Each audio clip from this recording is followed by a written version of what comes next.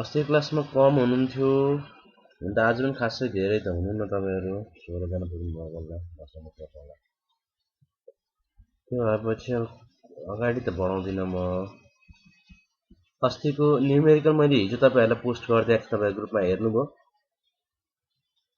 त्यसमा केही समस्या आछ भने भन्नुस् त मलाई किनभने न्युमेरिकल इम्पोर्टेन्ट छ तपाईहरुलाई थाहा छ एक्जाममा फ्रिक्वेन्टली सोधिरहेको क्वेशन हो त्यही भएर चाहिँ हामी त्यसकै बेसमा आज अलिकति एक दुईवटा टपिक मात्रै एड गर्छौं धेरै खासै कुरा थप्दैनौं आज र त्यही न्युमेरिकललाई चाहिँ फेरि रिपिट गर्छौं तपाईहरुले पढ्नु भयो होला भन्ने मेरो अनुमान हो यदि पढ्नु भएको भने राम्रो हैन भने चाहिँ त्यति राम्रो कुरा होइन है यो सिपेज थ्योरी हामीले लास्ट क्लासमा गरेको भनेको खोस्लाको न्युमेरिकल हो त्यो न्युमेरिकल मैले तपाईहरुको ग्रुपमा पनि हिजो शेयर गरिदिएको थिएँ यही हाम्रो जुन यो क्लासरुम छ समथिङ यो इमेलमा अनाउन्स गरिदिएको थिएँ मैले यो क्लासमा तपाईले त्यो डाउनलोड गर्नु होला पीडीएफ फाइल हो मोबाइलमा पनि हेर्न मिल्छ मजाले स्क्रोल गर्दै पढ्न मिल्थ्यो यदि पढ्नु भएको छ भने राम्रो हैन भने पनि अब लास्ट क्लास कतिले छुटाउनु भएको छ आज अलिकति त्यही कुरालाई रिपिट गरेर सानो एउटा टपिक मात्र एड गर्छु धेरै टपिक एड गर्दैन आज खोस्लाको थ्योरीमा केही समस्या छ भने अहिले नै सोध्नुस् म रिपिट त गर्छु नै रिपिटमा गर्नेवाला छु एउटै क्लासमा सिकाउने कुरा चाहिँ होइन ल अलिकति अगाडिबाट जाउँ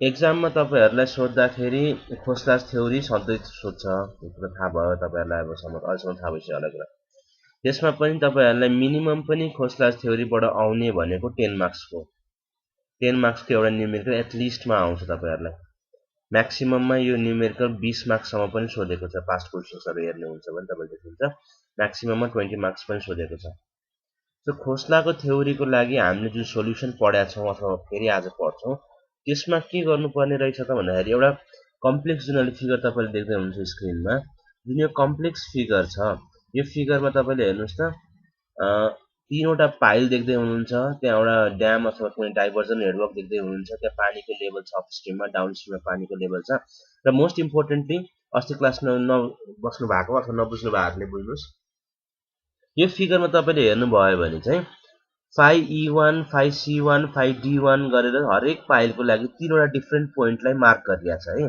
e c र d ले यो मार्किङ सधैं सेम हुन्छ यही नै हुन्छ केही नयाँ हुँदैन भन्नुको अर्थ जुन ठाउँमा हामीले e लेखिरहेको देख्छौं त्यही ठाउँमा e लेख्नु पर्यो जुन ठाउँमा c छ त्यही ठाउँमा c लेख्नु पर्यो e र c लाई तलमाथि दायाँ बायाँ गर्न मिल्दैन same in case of d पनि है तलमाथि दायाँ बायाँ गर्न मिल्दैन अब यो भन्दा अगाडि हामीले दुईटा थ्योरी पढाएको थियौं त्यो दुईटा थ्योरी सिपेज थ्योरी चाहिँ तपाईहरुलाई एक्जाममा सर्ट नोट्समा आउन सक्छ एउटा ब्लिक्स थ्योरी भन्ने थियो एउटा लेन्स थ्योरी भन्ने दुईटा थ्योरी पढाएको थियौं हामीले त्यो दुईटा थ्योरी चाहिँ तपाईहरु कहिलेकाहीँ सर्ट नोट्समा आउँछ त्यो दुईटा थ्योरीले हामीले के भनेको थियो भन्दाखेरि अब यी जति पनि हामी थ्योरी मोस्ट प्रोबेबली आज नभए भोलि हाम्रो अन्तिम क्लास हुन्छ यो च्याप्टरबाट त्यही भएर तपाईहरुले चाहिँ ध्यान दिएर सुन्नु धेरै क्लास छैन अब फेरि इम्पोर्टेन्ट कुरा हो चाँडै सिद्धि जस्तो फिल हुन्छ है हामी बरु रिपिट गर्न नमुझ्यो भने जति पनि थ्योरीहरु यो सीपीएस थ्योरीज हामीले पढ्दै आका छौं अथवा पढ्नु परेको छ कारण के हो भन्ने कुरा हामी सुरुमा यो क्लासको सुरुमा पढाएको थियौं हाइड्रोलिक स्ट्रक्चरको फेलियरको रिजन्सहरु खोज्न हामीले पढ्या वास्तवमा causes of failure of hydraulic structure भन्न हामीले पढेका थियौं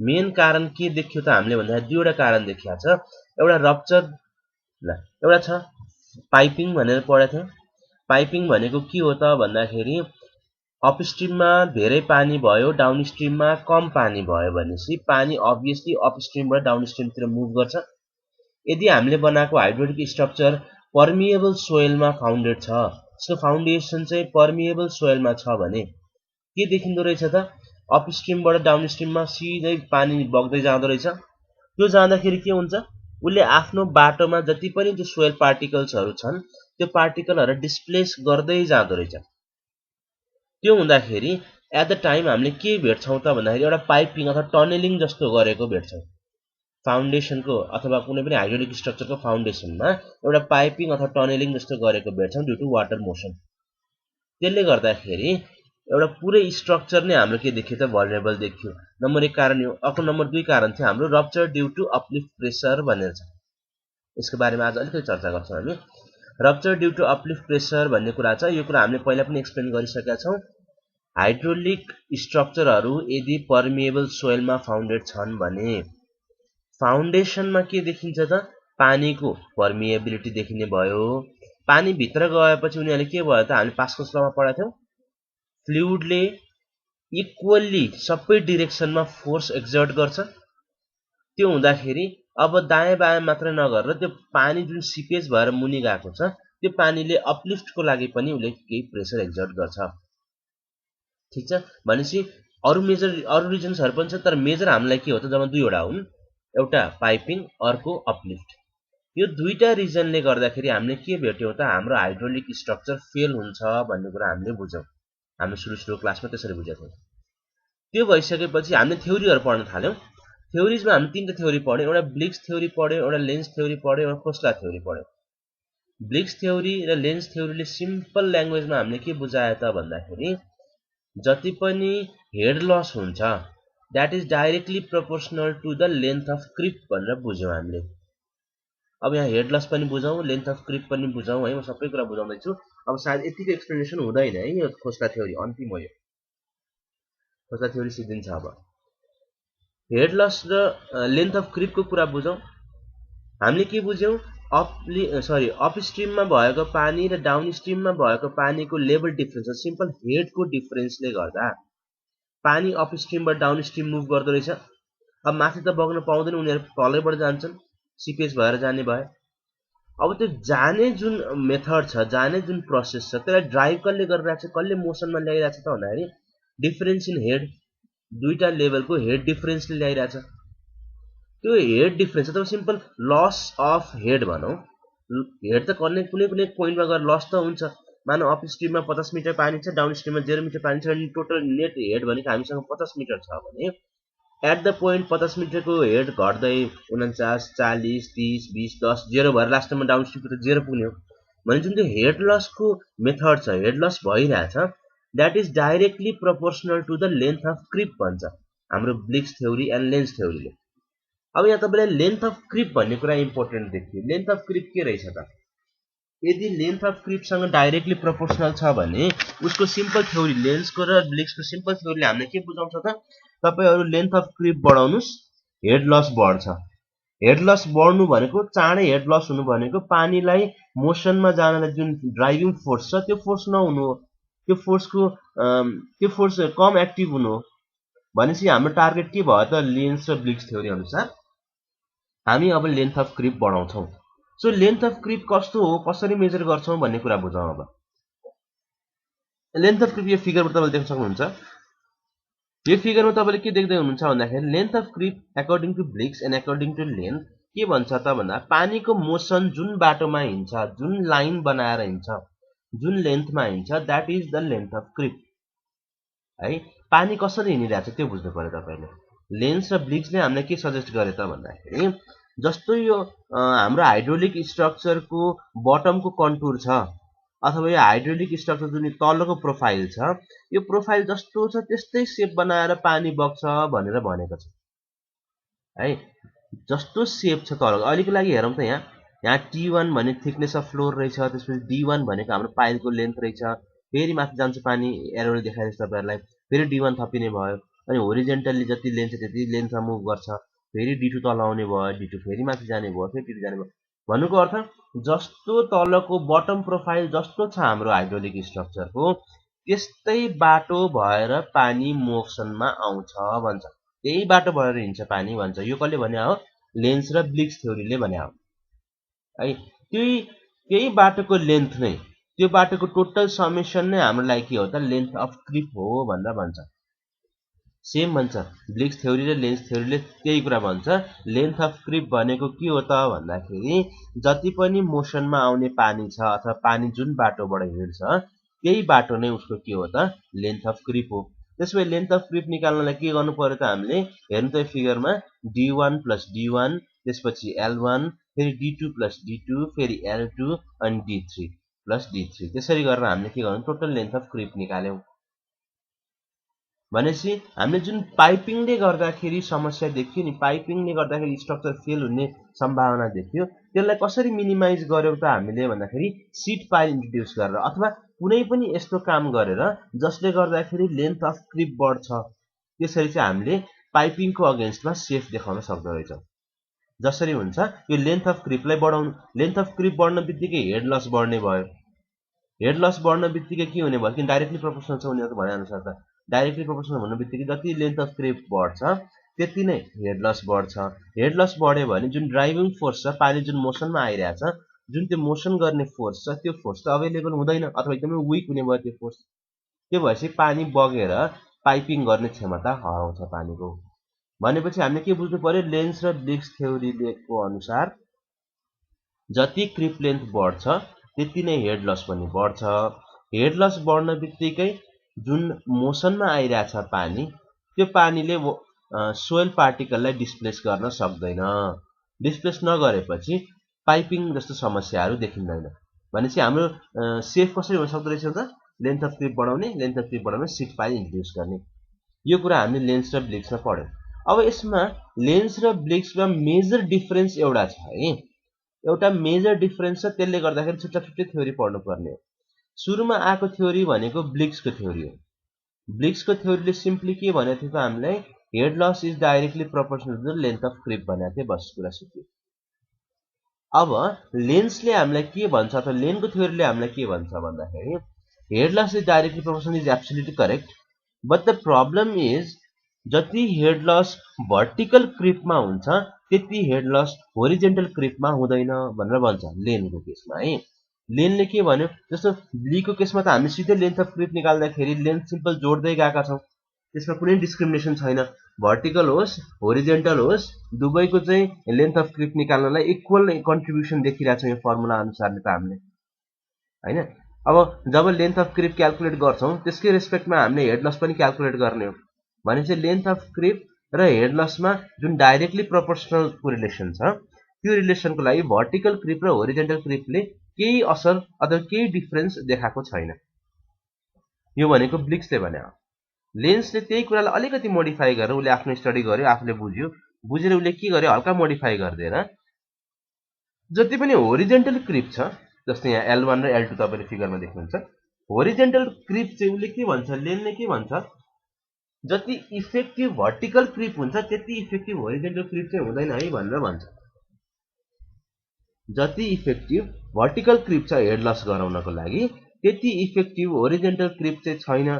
त्यस्तो हो भने होरिजेन्टल क्रिपमा उसले एउटा नयाँ फ्याक्टर एड गर्यो 1/3 गरेर, 1/3 फ्याक्टर एड गरेर उसले के भन्यो त भन्दाखेरि यो चाहिँ होरिजेन्टल क्रिपको लागि मात्र एप्लिकेबल हुन्छ, किन भन्दाखेरि होरिजेन्टल क्रिपमा जुन हेड लस हुन्छ त्यो भर्टिकल क्रिप भन्दा कम हुन्छ भनेर भनेको छ। अब एक्जाम पोइन्ट अफ भ्यूबाट यसको न्यूमेरिकल पार्ट इम्पोर्टेन्ट छैन, वास्तवमा सोध्दैन। एक्जाम पोइन्ट अफ भ्यूबाट तपाईले सोध्ने भनेको खाली यसको थ्योरी पार्ट हो, ब्लिक्स थ्योरी, लेन्स थ्योरी, कहिलेकाहीँ सर्ट नोटमा सोध्छ, अरु कतै सोधेको भेटेको छैन है अहिलेसम्मको तपाईको पास्ट क्वेशन्सहरुलाई स्टडी गर्ने हो भने। यो भयो हाम्रो समरी।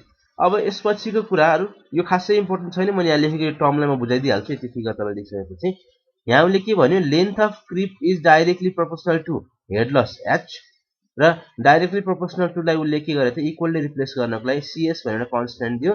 ब्लिक्सको लागि यो कन्स्टेन्ट फरक छ, लेन्सको लागि यो कन्स्टेन्ट फरक छ है, खासै इम्पोर्टेन्ट कुरा होइन। अब हामी मोस्ट इम्पोर्टेन्ट तिर जाउँ। अस्ति पढिसकेको कुरा हो, म फेरि रिपिट गर्छु। खासै यसमा त्यस्तो गाह्रो कुरा अब बाँकी नहुनु पर्ने हो। तपाईले के कमसेकम बुझ्नुपर्छ अहिलेसम्मको भन्दाखेरि, जति पनि हामीले थ्योरीमा डिस्कस गरेका छौं अथवा मैले तपाईलाई जति पनि लेक्चर्सहरु प्रोभाइड गरिरहेको छु, त्यो लेक्चर्सले अलमोस्ट सबै कुरालाई समराइज गरिसक्यो खोस्टा थ्योरीको बारेमा, जुन म अहिले फेरि रिपिट गर्छु। त्यो भन्दा बेसी कुरा सोध्दैन, आउँदैन। र न्यूमेरिकलको हकमा यदि तपाईले कुरा बुझ्नुपर्छ भने न्यूमेरिकलमा तपाईले एक्स्ट्रा एफर्ट देखाउनु पर्दैन। जस्तै जति पनि हामीले पहिला न्यूमेरिकल इन्जिनियरिङ पोइन्ट अफ भ्यूबाट हेर्दाखेरि न्यूमेरिकलमा ट्विस्ट एन्ड टर्न्सहरु जति पनि आउँथे, नयाँ केही टर्म्सहरु देखाएर अथवा नयाँ क्याल्कुलेसन गर्ने तरिकालाई घुमाएर बटारेर जति पनि न्यूमेरिकल्सहरु तपाईले सोधेका थिए, खोस्लाको थ्योरीमा सोधिने न्यूमेरिकल त्यस्ता हुँदैन। एकदमै स्ट्रेट फरवर्ड क्वेशन हुन्छ। मोस्ट प्रोबेबली क्वेशनको ल्याङ्ग्वेज पनि 99% केसेसमा चाहिँ सेम नै आउँछ। त्यही E, C र D भन्ने तीनटा पोइन्टको तपाईले प्रेसर निकाल्नु पर्छ, करेक्टेड प्रेसर भनेर, त्यति नै आउँछ। र अरु थ्योरी हेरिकन खोस्लाको थ्योरी किन डिफरेन्ट छ भन्ने कुरा यसरी खर्र रिपिट गरौँ। आज त्यति धेरै पढ्दैनौँ है, मैले तपाईलाई भनिसकेको छु। तपाईहरुले त्यो एकचोटी पढ्नु होला। मैले सोलुसन त्यही भएर हिजो शनिबारको दिन दिएको थिएँ तपाईहरुलाई, सोलुसन हेर्नुहुन्छ कि भनेर। हेर्नु भयो होला कतिले। नबुझेको कुराहरु अहिले हामी डिस्कस गर्छौं। खोस्लाको थ्योरी र बाँकी लेन्स र ब्लिक्स थ्योरीमा मेजर डिफरेन्स के थियो त भन्दाखेरि खोस्लाको थ्योरीले के भन्छ जस्तो पानी यदि पर्मिएबल, रिमेम्बर है we are talking about the permeable foundation of hydraulic structure. यहाँ फाउन्डेसन भनेको हाम्रो पर्मिएबल सोइलमै भएको फाउन्डेसन हो, अरूमा भएको हैन। कज सिपेजको बारेमा हामी डिस्कस गर्दैछौँ, सिपेज हुनुपर्ने भयो। सो एकोर्डिङ टु खोस्लाले के भन्छ त भन्दाखेरि पानी जुन सिपेज भएर अपस्ट्रिमबाट डाउनस्ट्रिममा बग्छ नि, त्यो बग्दाखेरि उसले चाहिँ एउटा फ्लो नेट बनाएर बग्छ, जुन हामीले सोइल मेकानिक्समा सिपेज थ्योरीमा पनि पढाएको थियौं। Flow net, equipotential line, stream लाइन्सहरु भन्ने टर्म्सहरु हामीले पहिला पनि पढाएको छौं है। खोस्लाले के भन्यो त भन्दाखेरि जस्तो लेन्सले ब्लिक्सले भने जस्तो तलको सेप छ त्यस्तै सेप बनाएर पानी बग्छ, त्यो वास्तवमा गलत रहेछ। खोस्लाको कुरा मान्ने हो भने खोस्लाले के भन्छ त भन्दा जस्तो फ्लो नेट हुन्छ, इक्विपोटेन्शियल लाइन र स्ट्रिम लाइन जस्तो भन्छ, जस्तै फ्लो नेट, फ्लो च्यानलहरु हामीले पढाएको थियौं, हो त्यो तरिकाले चाहिँ पानी बग्दो रहेछ अपस्ट्रिमदेखि लिएर डाउनस्ट्रिमसम्म भनेर भन्छ खोस्लाले। अब त्यो हुन बित्तिकै जस्तो हामीले लेन्स र ब्लिक्सको केसमा जुन पढेका थियौं नि त, सिधै लेन्थ निकाल्यौं, लेन्थ निकालेर हेड लसको रिलेसनसँग म्याच गरेर चाहिँ अनि कति लेन्थ रिक्वायर्ड हुन्छ भन्ने कुरा क्याल्कुलेट गरिरहेका थियौं। त्यो अब यहाँ एप्लिकेबल देखिएन। जब फ्लो नेटबाट पानी बग्छ भने त्यो कन्डिसनमा त हामीले फ्लो नेटलाई सल्भ गर्नु पर्यो। फ्लो नेटलाई सल्भ गर्नु भनेको एकदमै कम्प्लेक्स ल्याप्लेसियन इक्वेसन्सहरु सल्भ गर्नुपर्ने हो। त्यो कम्प्लेक्स एकदमै इक्वेसन्सहरु सल्भ गर्नलाई हामीलाई गाह्रो नहोस् भनेर खोस्लाले के गर्यो चाहिँ भन्दाखेरि एउटा कम्प्लेक्स स्ट्रक्चर जुन तपाईले यहाँ फिगरमा देख्दै हुनुहुन्छ, एट अ टाइम हामीले तीनवटा पाइललाई रिप्रेजेन्ट गरिरहेछौं। यो जुन कम्प्लेक्स प्रोफाइल छ एउटा हाइड्रोलिक स्ट्रक्चरको, त्यो हाइड्रोलिक स्ट्रक्चरलाई उसले एकदमै सिम्प्लिफाइड गरेर एकदमै तीनटा टुक्रामा डिभाइड गर्दियो। ठीक छ, तीनटा टुक्रामा डिभाइड गर्दियो। अब उसले के गर्यो भन्दाखेरि जुन त्यो ल्याप्लेसियन इक्वेसनबाट सल्भ गरेर उसले एउटा फर्मुलाहरु निकालेको थियो, अब सिम्प्लिफाइड भर्जनमा हामीलाई प्रोभाइड गरिदिएको छ। के को फर्मुला हो त त्यो फर्मुलाहरु भन्दाखेरि त्यो फर्मुला भनेका यी जति पनि पोइन्टहरु तपाईले देख्दै हुन्छ नि, E1 C1 D1 ECD हरु, जति पनि E C र D भन्ने टर्म्सहरु देख्दै हुनुहुन्छ, यो तीनवटा पोइन्ट्सहरु जुन हामी चाहिँ की पोइन्ट्स भन्छौं यो न्यूमेरिकलमा अथवा यो थ्योरीमा, यो की पोइन्ट्सहरुमा चाहिँ हामीले कति प्रेसर हुन्छ भन्ने कुरा क्याल्कुलेट गर्नुपर्ने हुन्छ। त्यसको लागि उले फर्मुला सिम्प्लिफाइड गरेर दिएको छ। भनेपछि अब हामी जुन फर्मुला देख्छौं नि यसपछि, त्यो फर्मुला भनेको पोइन्ट नम्बर E C र D को लागि for individual pile, pile number 1, pile number 2, pile number 3 तीनटैको लागि साइमल्टेनियसली चेक आउट गर्दै जान्छौं है। त्यो हेर्छौं, त्यही फर्मुला युज गरेर न्यूमेरिकलमा हाल्छौं, केही नयाँ कुरा छैन। अब यहाँ हामी जाउँ पाइल नम्बर 1 को लागि, अथवा मैले पहिला पनि भनेको थिएँ यहाँ पाइल नम्बर 3 बाट सुरु गरिरहेका छौं, डाउन स्ट्रिमबाट सुरु गरिरहेका छौं। कारण पहिला पनि मैले भनेको छु तपाईहरुलाई, तपाईहरुले यदि क्लास अटेन्ड गर्नुभएको छ भने याद हुनुहुन्छ होला, यदि याद छैन भने म फेरि रिपिट गरिदिन्छु। पाइल नम्बर 1 मा देखिने प्रेसर, जस्तै यो 5 भन्ने जति पनि टर्म देख्नुहुन्छ, यदि अल प्रेसर है, यिनीहरु पर्सेन्टेज प्रेसरहरु हुन्। 5 ले रिप्रेजेन्ट गर्छौं हामी। अब किन 5 ले रिप्रेजेन्ट गरेको, किन CDE ले नै रिप्रेजेन्ट गरेको, त्यसको आन्सर मसँग छैन। यो खोस्लाको थ्योरी हो, खोस्लाले प्रोपाउन्ड गरेको उसको आफ्नो ल हो। अब तपाईहरुले यसपछि जति पनि इन्जिनियरिङ फिल्डमा डिजाइन गर्नुहुन्छ, सबै ठाउँमा यो ECD नै भन्ने टर्म युज गर्नुहुन्छ, 5 भन्ने टर्म नै युज गर्नुहुन्छ, ल्याम्डा अल्फा नै युज गर्नुपर्ने हुन्छ है। उसले आफूले बनाएको थ्योरी नै हो।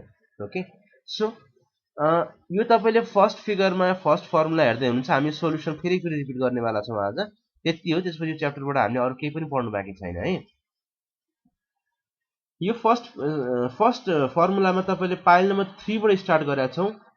कारण के त भन्दाखेरि पाइल नम्बर 1 को फर्मुला पाइल नम्बर 3 सँग डाइरेक्टली रिलेटेड भएको कारणले गर्दाखेरि एउटा मात्रै फर्मुला कन्ठ गरे हामीलाई पुग्छ। धेरै फर्मुला कन्ठ गर्नु नपरोस् भनेर पाइल नम्बर 3 बाट सुरु गरे हो। पाइल नम्बर 3 को फर्मुला त्यहाँ दिएको छ, मैले त्यसलाई रिसाइड गरिन, तपाईहरुले स्क्रिनमा देख्न सक्नुहुन्छ, आफू हेर्नुस्, पहिला पनि पढिसकेका छौं हामीले। त्यो फर्मुलाहरुमा एउटा अल्फा छ, एउटा ल्याम्डा छ। अल्फा भनेको B/D, where B is the flow length, D is the depth of pile. फिगरमा पनि देख्न सक्नुहुन्छ है तपाईहरुले। र फाइनली ल्याम्डा भन्ने कुरा त्यो अल्फाको टर्ममा डिपेन्ड हुन्छ। अर्को एउटा तपाईले कन्सिडरेसन के देखाउनु पर्छ भन्दाखेरि पहिलो कुरो, क्याल्कुलेसन गर्दाखेरि तपाईहरुको calculator always should be in radian. मैले अस्ति पनि यसलाई बारम्बार भनेको छु। यो भन्नु कारण के भन्दा म्याक्सिमम विद्यार्थीहरुले कुरा बिर्सिरहेको हुन्छ। हुन त जसले घरमा प्र्याक्टिस गरेको छ उलाई याद भइहाल्छ। एकचोटी फर्मुला हान्न बित्तिकै आन्सर थोरै आउन बित्तिकै तपाईहरुले बुझिहाल्नुहुन्छ यो मिलेन भनेर हैन। तर पनि कोही यदि त्यस्तो कन्फ्युजनमा हुनुहुन्छ भने अथवा कहिलेकाहीँ क्लास एक्जाममा नर्भस भइन्छ त्यस्तो आन्सर नआउँदाखेरि याद गर्नु होला क्याल्कुलेसन गर्दाखेरि तपाईको क्याल्कुलेटर रेडियनमै राख्नुपर्छ। अरु उपाय छैन है, रेडियनमै हुनुपर्छ। सो दैट अब यहाँ हामीले तीनटा फर्मुला देखेका छौं सी डी र ई को लागि। This will be for pile number 3। अब यसपछिको नेक्स्ट स्क्रिनमा हामी जान्छौं जसमा हामी पाइल नम्बर 1 को फर्मुला पढ्छौं। त्यो पाइल नम्बर 1 को फर्मुला हामीले पछि पढ्नु कारण के हो त भन्दाखेरि यो डाइरेक्टली केसँग रिलेटेड छ त पाइल नम्बर 3 सँग रिलेटेड छ। हेरौं त एकचोटी फर्मुला तल हेर्नुस् त और भन्न म यहाँ फर्मुला लेखेको छु। पाइल नम्बर 1 को D1 र C1 पोइन्ट को फर्मुला जुन यो पाइल नम्बर 3 को हामीले फाइ डी र फाइ ई निकालेका थियौं त्योसँग सम्बन्धित भएको कारणले गर्दाखेरि इभन यो माथिको फर्मुला तपाईले कन्ठ नगरे पनि पुग्छ। यो माथिको फर्मुलाहरु तपाईले कन्ठ नगरे हुन्छ। खाली पाइल नम्बर 3 को फर्मुला कन्ठ पार्ने। यसकै रेस्पेक्टमा तपाईले पाइल नम्बर 1 को पनि फर्मुला डिराइभ गर्न सक्नुहुन्छ अथवा पाइल नम्बर 1 को भ्यालु निकाल्न सक्नुहुन्छ। अरु बाँकी प्यारामिटर्सहरु सेम नै छन्। मैले यसमा धेरै समय दिइन। अब लास्टमा छ इन्टरमिडिएट पाइल। इन्टरमिडिएट पाइलमा पनि सिमिलर छ। फर्मुला तपाईले कन्ठ गर्नुपर्ने हुन्छ। तपाईले एक दुईचोटी यो कुराहरु प्र्याक्टिस गर्नुभयो भने तपाईलाई कमसेकम कोरिलेसन एउटा याद हुन्छ। त्यो भइसकेपछि त्यति गाह्रो हुँदैन है। मैले फेरि भन्दैछु खोस्ला थ्योरीमा तपाईहरुले एक्स्ट्रा एडिशनल एफर्ट लाउने खालको न्युमेरिकल आउँदैन। यी भनेको सिम्पल स्ट्रेट फरवर्ड क्वेशन हो। काई ट्विस्टहरु देखिएको पाउनुहुन्न तपाईहरुले। अब खोस्लाको न्युमेरिकल पढ्दाखेरि तपाईले क्वेशन पढ्दाखेरि हुन्छ लास्टमा हामी पढिसकेका छौं। त्यसमा के टर्म युज गरेको छ भन्दाखेरि find the corrected pressure in the key points भनेर भनेको हुन्छ। खोस्लाको कुनै पनि न्युमेरिकल एक्जाममा सोधेको छ भने find the corrected pressure in the key points भन्छ। यो की पोइन्ट्स भनेको हरेक पाइलको जतिवटा पाइल गिभन छ हामीलाई त्यो पाइलको त्यो ई सी र डी तीनवटा पोइन्ट हो की पोइन्ट भनेको। अब पाइल नम्बर 1 छ भने E1 C1 D1 त्यस्तै बुझ्नु पर्छ तपाईहरुले। त्यो की पोइन्ट्समा हामीले के निकाल्नु पर्ने हो करेक्टेड प्रेशर। प्रेशर भनेको यही फाइहरु हो। फाइ C1 फाइ D1 फाइ E1 जसरी हामीले देखिरहेका छौं तिनै हुन हाम्रो लागि प्रेशर भनेको। पर्सेन्टेज प्रेशर भन्छ। पर्सेन्टेजमा आउँछ यो कुराहरु। ती पर्सेन्टेज प्रेशर हो। अब त्यसमा करेक्टेड भन्ने टर्म एड गर्दिएको छ। करेक्टेड भनेपछि पक्कै पनि त्यसमा केही करेक्सन रिक्वायर्ड हुन्छ होला। यो करेक्सन किन रिक्वायर्ड भयो भन्ने कुराको लागि बुझ्नको लागि हामी पहिला सुरुमा फिगर जान्नुपर्छ।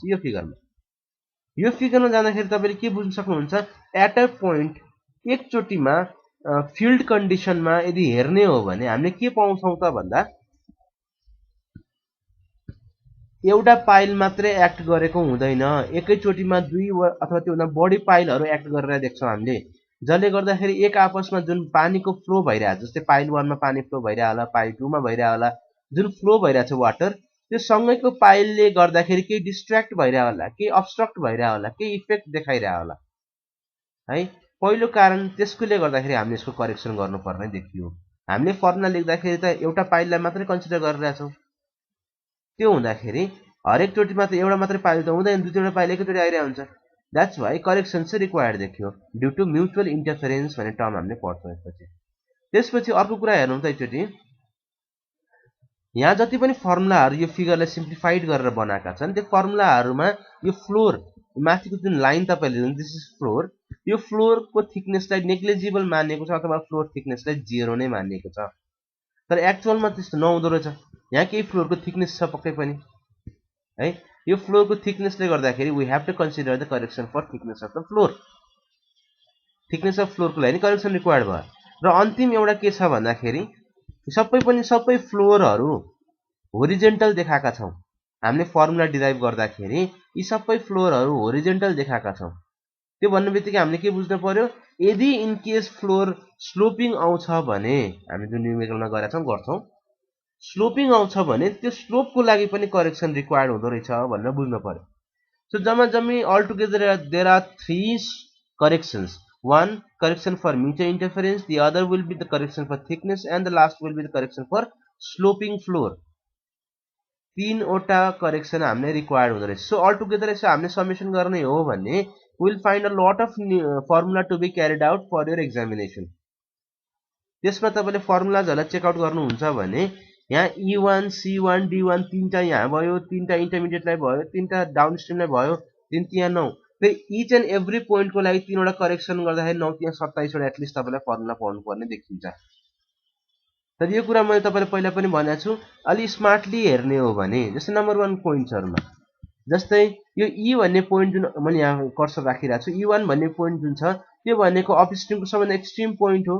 त्यो पोइन्टमा हामीले प्रेसरलाई 100% नै मान्छौं भनेपछि यसको क्याल्कुलेसन रिक्वायर्ड हुँदैन। एउटा फर्मुला घट्यो त्यहाँ। अब जुन यो C भन्ने पोइन्ट चाहिँ लास्ट पाइलको पाइल नम्बर 3 को अथवा डाउनस्ट्रिम पाइलको C भन्ने पोइन्ट छ, त्यसपछि पानीको लेभल छैन अथवा त्यहाँ प्रेसर छैन। प्रेसर नभएपछि हामीले के कन्सिडर गर्न सक्छौं त भन्दाखेरि यो लास्ट पाइल नम्बर 3 को C भन्ने पोइन्टमा प्रेसर 0 छ भनेर कन्सिडर गर्न सक्छौं। भने दुईवटा फर्मुलालाई कम गर्न सकियो। बाँकीको हामीले निकाल्नु पर्ने हुन्छ। त्यसबाहेक करेक्सनको पार्टमा जाउँ। करेक्सन पनि it is not compulsory for every point to be done every time. सधैँ आवश्यकता पर्दैन। जस्तै थिकनेसको कुरा लिउँ। थिकनेस करेक्सन गर्दैछु भने मैले यो फ्लोरमा E र C भन्ने पोइन्ट कनेक्टेड छ डाइरेक्टली, D भन्ने पोइन्ट त कनेक्टेड छैन। भनेपछि D मा कुनै पनि करेक्सन गर्नु पर्दैन। भनेपछि त्यहाँ पनि फर्मुलाहरू घटेर गयो। D मा पनि कुनै पनि करेक्सन गर्नुपर्ने आवश्यकता देख्दैनौँ हामीले। फर्मुला त्यहाँ पनि घट्छ। So these are all of the things that you have to consider before solving a numerical. Easy हुन्छ यदि तपाईले स्मार्टली पढ्नु भयो भने है। अब आज भने यी कुराहरू भनेको सबै हामीले पहिले पढिसकेका छौं। करेक्सन्सहरू कतिखेर पोजिटिभ लिने, कतिखेर नेगेटिभ लिने, यी सबै कुराहरू हामीले पढिसकेका छौं है। यदि कसैले क्लास मिस गर्नु भएको छ भने I will share you the रेकर्डिङ्सहरू मैले एउटा युट्युब च्यानलमा राखिदिएको छु। त्यसबाट तपाईले हेर्न सक्नुहुन्छ। लिंक मैले तपाईलाई पठाइदिएको छु।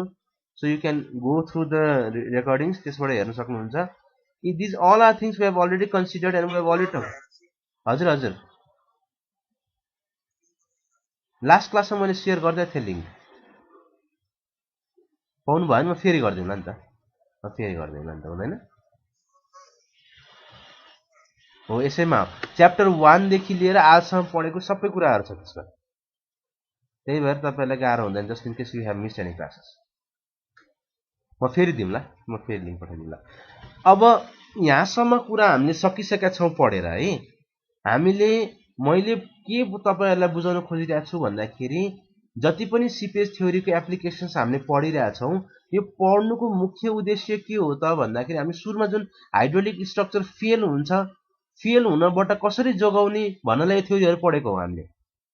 सीट पाइल नै किन इन्ट्रोड्युस गर्नु पर्यो, अर्थो किन बनाएनौ त भन्दाखेरि पाइपिङको अगेन्स्टमा यदि हामी सेफ हुनु छ भने in that case we have to introduce sheet pile under the hydraulic structure भन्न पढ्यौं हामीले हैन। अब त्यो मात्रै रिजन थिएन, अर्को रिजन के पनि थियो स्ट्रक्चर फेल हुनलाई भन्दाखेरि अपलिफ्ट प्रेसर पनि थियो। ठीक छ, अपलिफ्ट प्रेसर पनि एउटा रिजन थियो, one of the reason which actually cause the failure of the hydraulic structure, यो पनि थियो। सो अपलिफ्ट प्रेसरको अगेन्स्टमा चाहिँ कसरी चाहिँ हामीले स्ट्रक्चरलाई सेफ गर्न सक्छौं भन्ने कुरा पनि हामीले पढ्नु पर्छ। त्यो पढ्नु पर्दाखेरि त्यसमा एउटा फर्मुला यो डिराइभ छ, तपाईलाई डेरिभेसन छ, म तपाईलाई शेयर गरौँला। यसको डेरिभेसन भनेर जानु पर्दैन। यो बेसिकली यो डेरिभेसनको मेन थीम के हो म तपाईहरुलाई त्यो बुझाउँछु। हामीलाई यदि अपलिफ्टको अगेन्स्टमा सेफ हुनु छ भने यी थ्योरीहरुले हामीलाई के भन्छ त भन्दाखेरि जुन हामीले फ्लोर प्रोवाइड गर्छौं अथवा जुन कन्क्रिटिङ गर्छौं हामीले स्ट्रक्चर बनाउँदाखेरि त्यो कन्क्रिटिङको वेट चाहिँ इनफ हुन पर्छ to sustain the uplift pressure भन्छ। सिम्पल भाषामा भन्न जति भारी भयो हाम्रो स्ट्रक्चर त्यति के हुन्छ त उ सेफ हुन्छ भनेर भन्छ। यदि हेभी स्ट्रक्चर हामीले स्ट्रक्चर बनाएका छौं भने हेभी स्ट्रक्चर अपलिफ्टमा जति पानीले माथि पुश गर्न खोजे तापनि due to the weight of the structure त्यसले पुश गर्न सक्दैन, अल्टिमेटली क्रैक देखिँदैन भन्ने हाम्रो अजम्पसन हो। यहाँ तपाईहरुलाई के गरिएको छ भने एउटा यो लाइन चाहिँ हेरौं। यसमा तपाईलाई एच ड्याश भन्ने टर्म दिएको छ। यो एच ड्याश भनेको चाहिँ के हो त हेड हो है। अपलिफ्ट वाटर हेड कुनै पनि पोइन्टमा रेजिडुअल हेड कति छ भन्ने कुरालाई हामीले एच ड्याश ले रिप्रेजेन्ट गरेका छौं। मानौ गामा डब्लु वाटरको स्पेसिफिक वेट हो, एच ड्याश भनेको रेजिडुअल हेड। रेजिडुअल भन्ने टर्म किन युज गरिरहेको छु, नट द एब्सोल्युट, यो घट्दै घट्दै आइरहेको छ, एभ्री पोइन्टमा यो फरक पर्छ। अप स्ट्रिममा 100% हेड हुन्छ भने डाउन स्ट्रिममा गएर त्यो 0 हुन्छ भने एउटा कुनै पनि प्याटर्न बनाएर नर्मली अब हामीले भोलि पर्सि दिनमा चाहिँ सिम्पल इन्टरपोलेसनै गरेर निकाल्छौँ विचार पोइन्ट्सहरुमा कुनै पनि एउटा सर्टेन प्याटर्न बनाएर चाहिँ उसले 100% प्रेसरबाट 0% सम्म हेडसम्म उसले लस गरेर हुन्छ भनेपछि जुन यो रेजिडियल हेड भन्ने टर्म छ यसले के बुझाउँछ भन्दाखेरि कुनै पनि एउटा पर्टिकुलर पोइन्टमा फ्लोरको कुनै पनि एउटा पर्टिकुलर पोइन्टमा हेड कति छ पानीको हेड कति छ लेभल कहाँ छ त्यसलाई उसले रिप्रेजेन्ट गरिरहेको छ एच ड्याशले भनेपछि यो एच ड्याशले गर्दाखेरि जुन अपलिफ्ट प्रेसर देखिएको छ नि यो अपलिफ्ट प्रेसरलाई कसले विथस्ट्यान्ड गर्छ अथवा कसले रेस्ट्रिक्ट गर्नुपर्ने छ त भन्दाखेरि जुन यो हामीले स्ट्रक्चर बनायौं टी थिकनेसको यो टी थिकनेसको स्ट्रक्चरको वेटले चाहिँ रेजिस्ट गर्नुपर्छ भनेर भनेको छ है कुनै पनि फ्लोरिङ हामीले ढलान गरेर राखेका छौं भने टी मान 1 मिटर अथवा 2 मिटरको थिकनेसको ढलान गरेका छौं भने त्यो 1 मिटर 2 मिटरमा कति ग्राभिटी कति कन्क्रिट छ त्यो कन्क्रिटको वेटले गर्दाखेरि चाहिँ जुन रेजिस्टेन्स प्रोभाइड हुन्छ त्यही नै हाम्रो के हुन्छ त सेफ्टी अगेन्स्ट अपलिफ्ट हुन्छ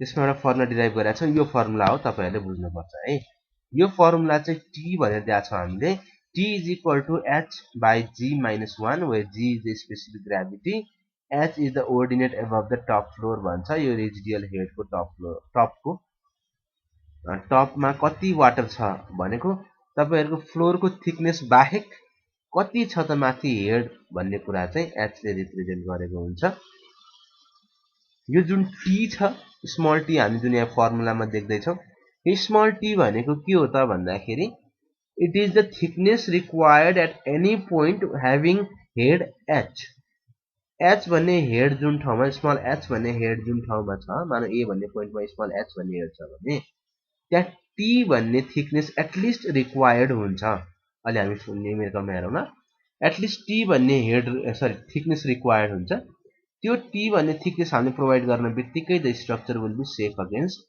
uplift so all and all यो जति पनि थ्योरी हामीले पढिरहेका छौं यो थ्योरीहरुमा हामी केमा फोकस भएको छौं त भन्दाखेरि दुईवटा मेन रिजन्सहरु एउटा अन्डरमाइनिङ अथवा पाइपिङको रिजन भयो र अर्को केको रिजन भयो त हाम्रो अपलिफ्टको रिजन भयो यो दुईटा मेजर रिजनलाई कसरी एभोइड गर्ने कसरी यसको अगेन्स्टमा हामीले स्ट्रेन्थ बिल्ड अप गर्ने सेफ कसरी बस्ने भन्ने कुरा चाहिँ हामीले यो थ्योरीहरुबाट पढेको हो है र अन्तिम एउटा फर्मुला चाहिँ यो च्याप्टरको अन्तिम स्लाइड हो मोस्ट प्रोबेबली यो एक्जिट ग्रेडियन्ट भन्ने छ यो क्वेशनमा पनि आउँछ सधैं सोध्छ यो एक्जिट ग्रेडियन्ट भनेको के हो त भन्दाखेरि लास्टमा जस्तो हामीले अघि पनि पढ्दै थियौं सुरुको पोइन्टमा अपस्ट्रिमको सुरुको पोइन्टमा हामीले प्रेसरलाई 100% मान्छौं है र इमर्ज हुँदाखेरि अथवा लास्टको पोइन्टलाई हामीले 0% प्रेसर मान्छौं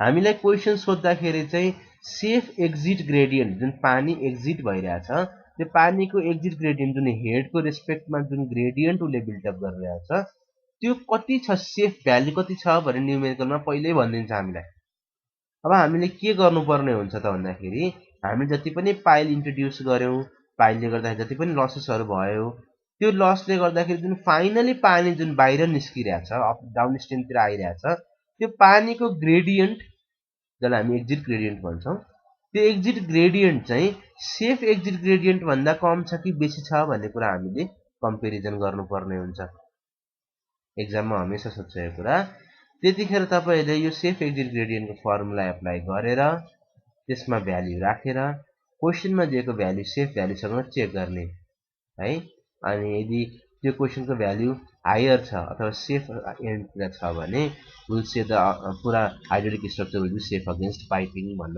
पाउँ यो च्याप्टरमा पढ्नु पर्ने थ्योरी यति नै हो अब न्युमेरिकल पार्टलाई म चाहिँ फेरि तपाईहरुलाई रिपिट गर्छु जुन लास्ट क्लासमा हामीले पढि नै सकेका छौं है त्यही भएर तपाईहरुले यदि मिस गर्नु भएको छ भने चाहिँ सुन्नुस् हैन भने चाहिँ नसुन्दा नि खासै केही मिस चाहिँ नहोला मेरो विचारमा यो लास्ट क्लास नै हाम्रो लास्ट क्लास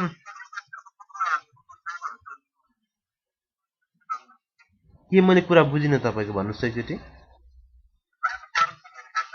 हजुर हजुर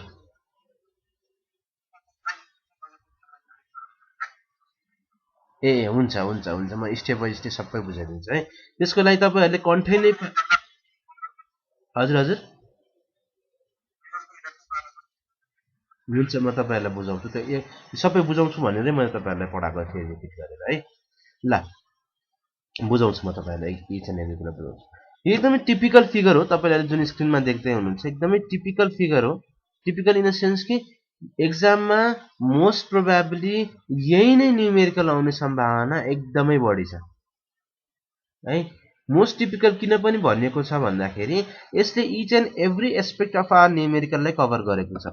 हेर्नुस् त यो फिगरमा एट अ टाइम तीनवटा उले पाइल दिएको छ। तीनटा डिफरेन्ट पाइल दिने भनेको मोस्ट एक्सट्रिम कन्डिसन हो। तपाईहरुको एक्जामको क्वेशन्सहरु तपाईले यदि स्टडी गर्नु भएको छ भने एक्जामको क्वेशन पढ्नु भएको छ भने तपाईले के भेट्नुहुन्छ भन्दाखेरि तीनवटा एकदमै म्याक्सिमम केसमा मात्रै सोधेको छ। 20 मार्क्समा 14 मार्क्समा 16 मार्क्सको केसमा मात्रै तीनवटा पाइल सोधेको छ। तपाईले 10 मार्क्स 12 मार्क्स सोध्यो भने पाइलको नम्बर रिड्युस गरेर एउटा अथवा दुईटा मात्रै दिन्छ। भने this is the maximum lengthiest question you will ever face in exam. यसमा तपाईले अरु केसलाई पनि के कन्सिडर गर्न सक्नुहुन्छ त भन्दाखेरि एट अ टाइम हामीले यहाँ स्लोपिङ फ्लोर पनि प्रोवाइड गरेको भेट्छौं। भनेपछि फ्लोरको पनि सर्टेन थिकनेस 1 मिटर भन्ने लेखिरहेछ यहाँ। सर्टेन थिकनेस पनि प्रोवाइड गरिरहेछ। पाइल हुने बित्तिकै इन्टरफेरेन्सको कुरा त पक्कै पनि आइ नै हाल्यो। भनेपछि त्यहाँ all of and everything are provided in this numerical. भनेपछि यो न्यूमेरिकल एउटा पढ्न बित्तिकै तपाईहरुले कम्प्लिट एउटा खोस्लाको थ्योरीको न्यूमेरिकल पढ्नुहुन्छ। यसमा तपाईहरुले बुकहरु रेफर गर्नु होला, बुकहरु पढ्नु होला। बुकहरुमा तपाईहरुले एउटा टर्म भेट्नुहुन्छ त्यो प्लेट भनेर टर्म भेट्नुहुन्छ है। यदि बुक पढ्नु भएको छ भने जति पनि हामीले अहिले न्यूमेरिकल गर्दै छौं नि त्यो न्यूमेरिकल सिम्पल के हो त फर्मुलामा भ्यालु राख्दै आन्सर निकालेको मात्र छौं हामीले। कुनै किसिमको ग्राफहरुको रेफरेन्समा पढेका छैनौं। किन भन्दाखेरि हाम्रो एक्जाममा तपाईलाई कुनै किसिमको एक्स्ट्रा ग्राफहरु प्रोवाइड गरेको छैन, गरिदैन।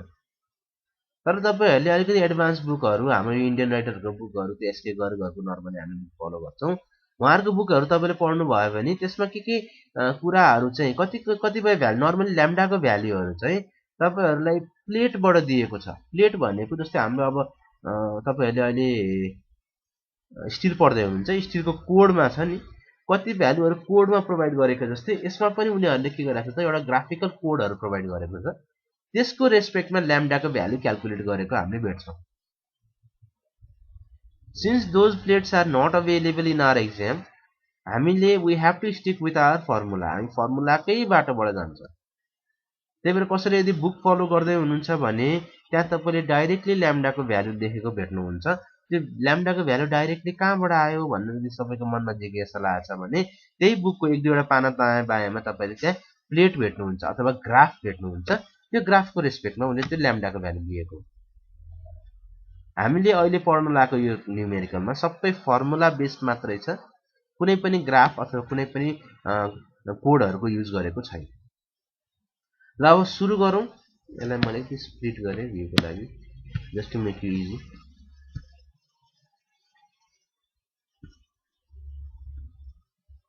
अनि स्लो भइले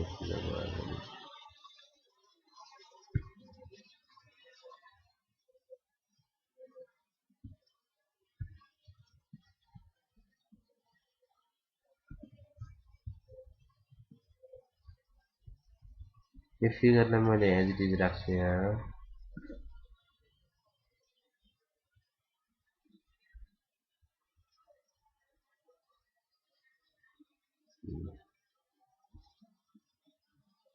यो फिगर यहाँ होस्। हामी तलको न्यूमेरिकल हुन्छ। धेरै समय दिन्न है आज उसै पनि अब हाम्रो क्लास अलिक ढिलो समय जान्छ। सबै अफिस जानु होला। अस्ति पढेकै कुरा भएको कारणले गर्दाखेरि हामी धेरै समयलाई दिँदैनौँ। ल अब पाइल नम्बर 1 बाट सुरु गरौँ। अघि हामीले फर्मुला पढेका छौं। पाइल नम्बर 1 को लागि हामीलाई बी चाहिँदो रहेछ, हामीलाई डी चाहिँदो रहेछ, हामीलाई अल्फा चाहिन्छ, हामीलाई ल्याम्डा चाहिन्छ। बी भनेको त डी बाट सुरु गरौँ। D one is the depth of pile. यहाँ ध्यान दिउँ तपाईहरुले है। अब each and every term requires attention. Every टर्मलाई अटेन्सन चाहिन्छ। जस्तै डी1 निकाल्दाखेरि माथि फिगर हेर्दै जाउँ त डी1 निकाल्दाखेरि 154 माइनस 148 गरेको छौँ हामीले 153 गरेको छैनौँ है। म यति कुराहरूलाई मात्रै यहाँ क्ल्यारिफाई गर्दै जान्छु है, अरू केही कुरा थप्दिनँ तपाईँहरूलाई भन्दिनँ, म किन भनिसकेको छु। हामीले यहाँ के गरेका छैनौँ त भन्दाखेरि 154 बाटै गरेका छौँ। 154 minus 148 equal to 6 metre of pile depth भनेका छौँ। यहाँ हामीले 153 युज गरेको छैनौँ। यो कुराले तपाईँले ध्यान दिनुपर्छ है। यो किन गरेको, पछिको हामी थिकनेस करेक्सन गर्छौँ। अहिले हामीले माथिबाट पाइल निकाल्यौँ। अनि बीको लागि बीको केसमा नि म तपाईँहरूलाई भनिदिन्छु। बीको केसमा चाहिँ तपाईँहरूले पाइलदेखि लिएर पाइलसम्मको डिस्टेन्स लिने होइन कि एकदमै एक्सट्रिम पोइन्टदेखि लिएर हाम्रो जुन फ्लोर बनाएको छौँ, हामीले जुन ढलान गरेका छौँ भुइँमा, यो फ्लोरको एक्सट्रिम पोइन्टदेखि लिएर, एक्सट्रिम भनेको सबभन्दा छेउ पोइन्ट है, यो छेउको पोइन्टदेखि लिएर, यो छेउको टुप्पादेखि लिएर यतापट्टिको छेउका टुप्पासम्मको टोटल होरिजेन्टल लेन्थलाई हामीले फ्लोर लेन्थले रिप्रेजेन्ट गर्छौँ, which will be equal to 57 in this case. Normally के हुन्छ त भन्दाखेरि कहिलेकाहीँ यताको भ्याल्यु गिभन हुँदैन अथवा यताको गिभन हुँदैन, कुनै एउटाको दिइरहेको हुन्छ र हामीले इग्नोर गर्नुपर्ने कन्डिसन पनि आइरहेको हुनसक्छ। तर नर्मली त्यसलाई इग्नोर नगर्ने। यदि एक्जाममा दिएकै छैन, भ्यालु थाहा नै छैन भने नट प्रोभाइडेड भनेर आफू कुनै भ्यालु अज्युम गर्न सक्नुहुन्छ, अथवा नट प्रोभाइडेड भन्ने भित्रभित्रको लिन मिल्ने हुन्छ। तर एटलिस्ट एउटा लाइन चाहिँ तपाईँले मेन्सन गर्नै पर्ने हुन्छ। टोटल फ्लोर लेन्थ भनेको कहाँदेखि कहाँसम्म हो भन्ने कुरा तपाईँले चाहिँ लेख्नै पर्ने हुन्छ। एकचोटि तपाईँले बी र डी को भ्यालु निकालिसकेपछि अल्फाको भ्यालु निकाल्नुहुन्छ। Alpha is equal to B by D one. B र डी को भ्यालु निकाले हुन्छ। ल्याम्डा निकाल्नुहुन्छ। ल्याम्डाको भ्यालु यही फर्मुलामा हाल्ने हो। मैले यसलाई डिस्क्राइब गरिनँ किन लास्ट टाइम डिस्क्राइब गरिसकेका छौँ। त्यसपछि अल्फा ई को फर्मुला तपाईँलाई थाहा छ, अल्फा डी को फर्मुला तपाईँलाई थाहा छ। यहाँ मैले एउटा कुरा तपाईँले के भन्नुपर्ने हुन्छ भन्दा जुन यो अल्फा ई र अल्फा डी जुन दुईटा फर्मुला हामीले लेख्यौँ, यो फर्मुला दुईटा चाहिँ हामीले थ्योरी पढ्ने बेलामा के को लागि भनेर पढेको हो भन्दाखेरि पाइल नम्बर 3 को लागि पढेको फर्मुला हो। यो पाइल नम्बर 3 को लागि यही फर्मुला थियो। एउटा मात्रै फर्मुला कन्ट्रोल गर्नु परोस् भनेर हामीले पाइल नम्बर 1 को लागि छुट्टै अथवा पाइल नम्बर 3 को लागि छुट्टै पढेको होइन, पाइल नम्बर 3 को फर्मुला हो। त्यस्तो हो भने पाइल नम्बर 1 को लागि कसरी प्रेसर निकाल्छौँ त यहाँ भन्दा अघि हामीले भनेको थियौँ 100 माइनस डी 100 माइनस ई गरेर हामीले पाइलको लागि गर्छौँ। यो पढ्नु होला, लास्ट क्लास पनि हामीले गरेका थियौँ। यसमा तपाईँले ध्यान दिनुपर्ने कुरा एउटा के छ भन्दाखेरि pile number percentage pressure at E1 भन्ने कुरा हामीले यहाँ 100 लेखेको पाउँछौँ। त्यसको लागि कुनै पनि फर्मुला छैन, सिधै 100 लेख्ने हो, केही गर्नु परेन। यहाँसम्म भनेको हाम्रो क्याल्कुलेसनको पार्टहरू भयो। अब करेक्सनको लागि अब यहाँ तपाईँहरूलाई मैले एउटा कुरा के जस्तो अघि साथीले सोध्नु भएको थियो करेक्सनको हकमा है। करेक्सनको हकमा यदि तपाईँले कुरा बुझ्नुहुन्छ भने majority of correction depends upon the flow of water. वाटरको फ्लोमा डिपेन्ड हुन्छ। वाटरको फ्लो र त्यसको रेस्पेक्टमा जुन पोइन्ट आउँछ त्यसको लोकेसनमा डिपेन्ड हुन्छ। जस्तै फिगरलाई एकचोटि हेरौँ। E1 भन्ने पोइन्ट र मैले यहाँको लास्टको C3 भन्ने पोइन्टको भ्याल्यु कसरी लिइरहेको छौँ भन्दा E1 को 100%, C3 को 0% भनिरहेको छु। भनेपछि जति पनि इन्टरमिडिएट पोइन्ट्सहरू हामीले देख्छौँ नि E2, C2 हैन, E3, D3 जति पनि इन्टरमिडिएट बिचका पोइन्ट्सहरू जति पनि छन् यिनीहरू ग्रेजुअली रिड्युस भइरहेको हामीले बुझ्नुपर्छ है। These points have lower pressure than E1 and higher pressure than C3. अब करेक्सनको हकमा कहिले पोजिटिभ लिने कहिले नेगेटिभ लिने भन्ने कुरा यसले पनि गभर्न गर्छ। यसले किन गभर्न गर्छ यसपछि जति पनि करेक्सन्स आउँछ तपाईहरुलाई मैले इच एन्ड एभ्री करेक्सनलाई डिस्क्राइब गरिदिएको छु। त्यो डिस्क्रिप्सन एक्चुअलमा एक्जाममा रिक्वायर्ड छैन। एक्जाममा डिस्क्रिप्सन लेख्नु पर्दैन। नर्मली थिकनेसमा सी पोजिटिभ हुन्छ लेखिदिने, म्युचुअल इन्टरफेरेन्समा सी नेगेटिभ हुन्छ लेखिदिने, केही फरक पर्दैन। तर बुझ्नको लागि मैले इच एन्ड एभ्री टर्मलाई डिस्क्राइब गरिदिएको छु जुन तपाईहरुलाई एक्जाममा रिक्वायर्ड छैन। मैले यहाँ भन्न खोजेको के हो भन्दाखेरि अब मानौ सी को प्रेसर र डी को प्रेसर कम्पेयर गर्नुभयो भने डी भन्दा सी मा कम प्रेसर आउनु पर्छ। भनेपछि यसको प्रेसर प्राय यसको करेक्सन प्राय नेगेटिभ हुन्छ। एक्जाममा तपाईहरुले के पनि गर्न सक्नुहुन्छ, कम्पेरिटिभली स्टडी पनि। जस्तै यहाँ हेर्नुस् न, पहिलो फेजबाटै हामीले बुझिसकेका छौं E1 मा 100% प्रेसर आएको छ, D1 मा 80 आएको छ, C1 मा 71 आएको छ। अब कुनै पनि कारण, अब D1 त चेन्ज हुँदै हुँदैन, E1 पनि यहाँ कन्स्टेन्ट नै हो, 100% हो। अब C1 लाई कुनै पनि कारणले गर्दाखेरि 80 भन्दा बढ्न मिल्दैन, किन भन्दाखेरि D भन्ने पोइन्ट पछि C भन्ने पोइन्ट आयो, पानी D बाट C तिर बगिरहेछ। त्यो कारणले गर्दाखेरि C मा प्रेसर बढी हुन बित्तिकै त C बाट D तिर बग्छ, जुन हाम्रो एक्चुअल कन्डिसनले अलाउ गर्दैन। द्याट्स व्हाई जति पनि करेक्सन्स हुन्छ C मा प्राय नेगेटिभ देखिरहेको हुन्छ। तर त्यो भनेको एउटा जनरल अजम्पसन मात्रै हो है, तपाईले एक्जाममा गरिसकेपछि चेक गर्ने एउटा आधार मात्रै हो। अब करेक्सनको लागि चाहिँ तपाईले फ्लोलाई यसो स्टडी गर्नुपर्ने हुन्छ। यहाँ नोट्सहरु दिएको छौं। अब फर्मुलाहरु सेम नै छ। म एउटा यो म्युचुअल इन्टरफेरेन्सको फर्मुला फेरि बुझाइदिन्छु है, किन भन्दाखेरि यसको फर्मुला अलिकति जान्नुपर्ने हुन्छ। म र्यान्डमली गर्दै छु है, यो थ्योरी हामीले पहिले पढिसकेका छौं, यिनीहरु पहिले पढिसकेका छौं। Mutual interference. अब हामीले करेक्सनतिर जाउँ। प्रेसर निकाल्ने तपाईले तरिका देख्नुभयो, फर्मुलामा भ्याल्यु हाल्दियो, प्रेसर निकाल्दियो, बस सिद्धियो। तर एक्जाममा के भनेको छ भन्दाखेरि determine the corrected uplift pressure भन्छ। करेक्टेड भनेको छ है, हामीले त एक्चुअलमा प्रेसर मात्रै निकाल्यो, करेक्सन गरेको छैनौं। अब करेक्सन गर्छौं। करेक्सन गर्दाखेरि त्यहाँ रातोमा हामीले के लेखेका छौं त्यही खर्रै हेरौं त। E1 भन्ने पोइन्टलाई 100% नै मानेछ, त्यसमा करेक्सन आवश्यकता छैन। त्यसपछि D1 भन्ने पोइन्टमा फ्लोरसँग जोडिएको छैन भनेको छ। फ्लोरसँग नजोडिएपछि यसमा करेक्सन पनि गर्नुपर्ने आवश्यकता देख्दैनौं। तपाईले के पनि बुझ्नु पर्यो भन्दाखेरि कुनै पनि D भन्ने पोइन्टमा त्यो चाहे पाइल नम्बर 1 मा होस्, 2 मा होस्, पाइल नम्बर 3 मा होस्, कुनै पनि पाइलमा D भन्ने पोइन्टमा हामीले करेक्सन गर्दैनौं, आवश्यकता छैन। खाली गर्ने भनेको E र C मा मात्रै हो।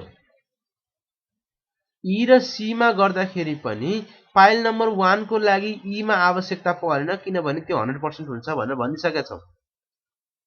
त्यसको लागि कुनै एजम्पसन गरेर फर्मुला हामीले बनाएको होइन, सिधै 100% भनेको छ भने त्यसमा एजम्पसनै नभएपछि करेक्सन हुने कुरै भएन।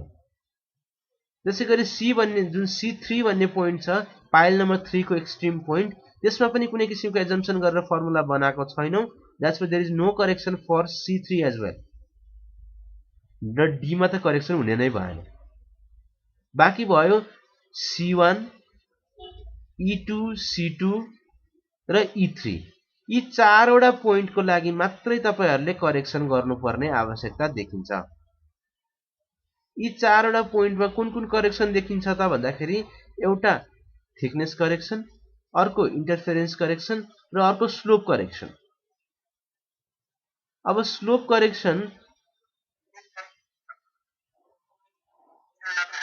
एकदम सही भन्नु, म त्यही नै भन्न आँटेको तपाईलाई, एकदमै ठीक समात्नुभयो तपाईले। स्लोप करेक्सन पनि सबै पाइलको लागि आवश्यकता देखिएन है, किन? जस्तै C1 मा स्लोपिङ त कतै पनि देखिया छैन, न दायाँ छ न बायाँ छ। त्यसैले C3 मा पनि स्लोप कतै पनि देखिया छैन, त्यहाँ पनि गर्नु परेन। अब E2 र C2 को के कुरा गरौँ, E2 मा पनि स्लोप करेक्सन गर्नुपर्ने हुन सक्छ, स्टार्टिङमा इन्डिङमा, तर त्यो पनि आवश्यकता चाहिँ छैन। एक्जाममा टाइम छ भने गर्ने, नभए त्यो पनि आवश्यकता छैन। गरेको चाहिँ हामीले गरेकै होला। जुन जुन पोइन्टमा स्लोपिङ फ्लोर एट्याच छ, आइदर एन्डमा होस् अर स्टार्टमा होस्, जुन जुन पोइन्टमा स्लोपिङ फ्लोरसँग जोडिएको छ, त्यो ठाउँमा मात्रै स्लोप करेक्सन गर्नुपर्छ, अरूमा गर्नु परेन। अब मैले तपाईले यहाँ इन्टरफेरेन्सको लागि बुझाउँदै छु।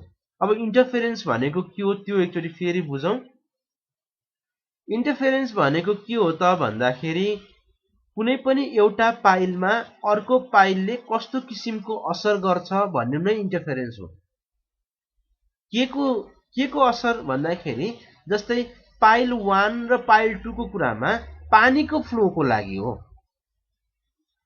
तपाईले बुझ्नलाई सजिलो कसरी बुझ्न सक्नुहुन्छ भन्दाखेरि अहिले म पाइल 2 मा काम गरिरहेको छु भने, पाइल 2 मा बसिरहेको छु, पाइल 2 को प्रेसर क्याल्कुलेट गरिरहेको छु भने, त्यस्तो केसमा पाइल 1 ले गर्दाखेरि त पाइल 2 मा केही असर त गरिरह होला। यदि पाइल 1 नहुँदो हो भने सबै पानी आएर पाइल 2 मा ठोक्किन्थ्यो। पाइल 1 ले त केही न केही त पानीलाई रोकिरह होला नि त पाइल 2 सम्म आइपुग्नलाई। हो त्यही इन्टरफेरेन्स चाहिँ हामीले के गर्छ करेक्सनको रूपमा हेर्दैछौँ। अब त्यसो भए पाइल 1 मा पाइल 2 ले कस्तो असर पार्छ भन्दाखेरि फ्लोलाई अब्स्ट्रक्ट गरेर सरर पानी बग्दाखेरि जस्तो प्रेसर देखिन्थ्यो पाइल 2 ले गर्दाखेरि पानी त सरर बग्न पाएन भनेपछि पाइल 1 मा पनि त्यसले के असर गर्दो रहेछ भनेपछि एकचोटीमा दुईवटा पाइल कन्सिडर गर्न बित्तिकै हामीले के गर्नु पर्यो एक आपसमा त्यो दुईटा पाइलले कस्तो किसिमको असर देखाउँछ in terms of flow of water हामीले त्यसलाई के गर्नु पर्यो त सोच्नु पर्यो हेर्नु पर्यो। अब यसमा जुन प्यारामिटर्सहरू छन् ती प्यारामिटरको बारेमा डिस्क्रिप्सन गरौँ है। तपाईले एकचोटि पढ्नुस् है, मैले जति चाहे पनि तपाईले एकचोटि घरमा हेर्नु भएन भने बुझ्न गाह्रो हुन्छ।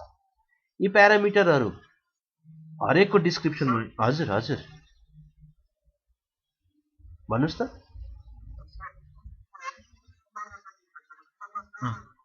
ल ल म फिगरलाई फेरि एक्सप्लेन गरेँ है त। भनेपछि अर्को क्लास पनि चाहिन्छ है क्या हामीलाई?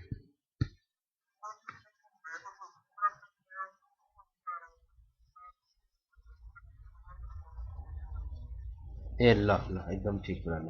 अरूलाई पनि समस्या हुन सक्छ। मैले लास्ट क्लासमा पढिसके भएर मैले त्यो खासै त्यसलाई टाइम दिइनँ। यो फिगर के को हो त भन्दाखेरि यो फिगर एउटा हाइड्रोलिक स्ट्रक्चरको फ्लोरको फिगर हो। यो फिगरलाई हेर्दाखेरि हामीले के बुझ्नुपर्छ भन्दाखेरि यो sectional part of a barrage हो। ब्यारेज किन हो भन्दाखेरि अब यहाँ म पार्ट वाइज सबै बुझाउँछु तपाईहरुलाई। यो जुन माथिको स्ट्रेट लाइन देख्दै हुनुहुन्छ नि यो माथिको स्ट्रेट लाइन भनेको गेट हो, ब्यारेजको ढोका हो। यो ढोकाले के गरिरहेछ पानीलाई यसरी रोकेर बसेको छ। पानीलाई रोकेर बसेको छ यो ब्यारेजको ढोकाले। यो फ्लोर भनेको हामीले सेक्सन काटेर हेर्दाखेरि यस्तो किसिमको फ्लोर बनाएको भनेर सेक्सन देखाएको हो है। यो भुइँमा ढलान गरेको हो, सायद यहाँ माटो साटो केही भरेको छ उनीहरूले ढिस्का बनाउनलाई, इम्ब्याङ्कमेन्ट भन्छौँ नेपाली इङ्ग्लिस भाषामा। इम्ब्याङ्कमेन्टको लागि यहाँ माटो भरेको छ उसले। अब यो माटो माथि उसले के गरेको छ त ढलान गरेको छ। ढलानको थिकनेस यहाँ 1 मिटर छ, यता 1.3 मिटर छ हैन। यस्तो किसिमको ढलान गरेर माथिपट्टि गेट उसले बनाएको छ। यो भनेको हामीले सेक्सनल भ्यू हेर्दैछौँ। यो माथिपट्टिको गेट बनाउनको लागि तल ढलान गरेको हो उसले। अब यो जुन स्ट्रक्चर हामीले बनायौँ खोलाको अब यो बेडमा अथवा यो डाइभर्जन भएर खोलाको बेडमा बनाउनु पर्ने हुन्छ। डाइभर्जनको जुन खोलाको बेडमा माटो साटो थुपारेर माथि जुन ढलान गर्यौँ त्यसमा त के भयो त तल पर्मिएबल सोइल छ, माटो छ। यो माटोले गर्दाखेरि चाहिँ यतापट्टि हामीले सीट पाइलहरू इन्ट्रोड्युस गरायो। जुन यो लाइन्सहरू देख्दै हुनुहुन्छ तपाईले सिधा लाइनहरू, यो सिधा लाइन भनेको एउटा पाता जस्तो हो। यो पाता जस्तो हो हाम्रो लाइन भनेका। यो पाताले के गर्छ भन्दाखेरि अहिले हामीले जुन सेक्सन देखिरहेका छौँ नि फिगरको, यसको एक्चुअलमा यसको प्लान कस्तो हुन सक्छ एउटा चौडा फिगर हुन सक्छ। अलिकति इमेजिन गरौँ। मैले के भन्छु तपाईहरुलाई, जस्तो खोलाको विड्थ 50 मिटरको छ भने यसको फिगर पनि हामीले 50, यो जुन फिगरमा तपाईले फ्लोर देख्दै हुनुहुन्छ यो फ्लोर पनि पुरै खोलाको चौडाइसम्म अथवा बेड पुरै ढाकिने गरी ढलान गरेको हो। अहिले ठ्याक्कै हामीले एक्सियल लाइन त्यो खोलाको जुन बग्ने बाटो छ अथवा खोलाको एक्सिस जुन छ त्यो एक्सिसमा बसेर सट्टैलाई काटेर जुन सेक्सनल भ्यू देखिन्छ त्यो भ्यू हामीले यहाँ हेरिरहेछौँ। त्यसमा यो सीट पाइलहरू एउटा लाइनले रिप्रेजेन्ट गरेको छ। बाँकी भनेको फ्लोरिङ हो है। यो बाँकी भनेको फ्लोर्स हो। यो सीट पाइल्सहरू हो।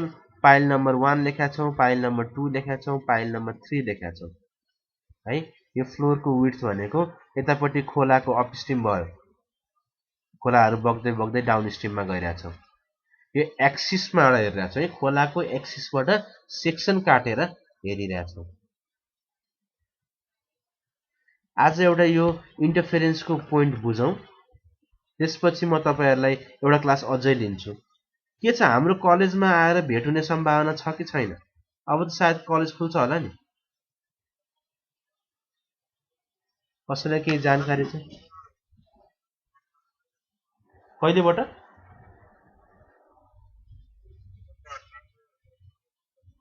ए भनेपछि अझै एउटा क्लास चाहिँ हामीले यसरी नै पढ्नुपर्ने हो। यो अर्को हप्ताको अन्तिम भनेपछि त अनि दुईटा क्लासै यसरी पढ्नुपर्छ नि। यो फेस टु फेस भएर पढ्नुपर्ने कुरा हो। ल यो फिगरको त्यही हो। म एउटा अरू पोइन्ट पढाउँछु। अब योभन्दा बेसी पढायो भने ढिलो हुन्छ, तपाईँलाई पनि ढिलो हुन्छ, मलाई पनि ढिलो हुन्छ। एउटा पोइन्ट बुझाउँछु। मेरो एउटा हम्बल रिक्वेस्ट के छ भन्दाखेरि मैले हिजो तपाईँहरूलाई त्यो न्युमेरिकल दिएको छु, तपाईँहरूको यहीमा छ, जिमेलमा छ। त्यो एकचोटि आफूले घरमा गएर हेर्नु है। अनि नेक्स्ट क्लासमा मलाई सोध्नुहोस्, कहाँ कहाँ बुझाएको छैन सबै इच एन्ड एभ्री डिटेल सोध्नु। जबसम्म तपाईँहरूले मलाई सोध्नुहुन्न तबसम्म मलाई थाहा हुँदैन कहाँ कहाँ समस्या छ भन्ने कुरा है। मैले त अब 10औँवटा ब्याचलाई पढाइसकेँ। मैले पढ्दाखेरि, मैले बुझाउँदाखेरि मलाई के लाग्छ भन्दाखेरि यो सजिलै त छ नि, बुझिहाल्छन् नि भन्ने जस्तो मलाई फिल आउँछ, किन भन्दाखेरि आफूले बुझेर होला।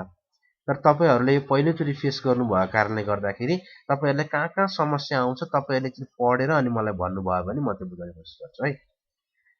एउटा अन्तिम फर्मुला आजको लागि हामी त्यो डिस्क्रिप्सन गरौँ, नआत्तिने यो थियो कि यो निमेको हामी फेरि एउटा क्लास पढ्नुपर्ने देखिया छ, फेरि एउटा क्लास पढ्छौँ है। हामीले हतार भएको छैन, हामी पढ्छौँ यतिकै अझ।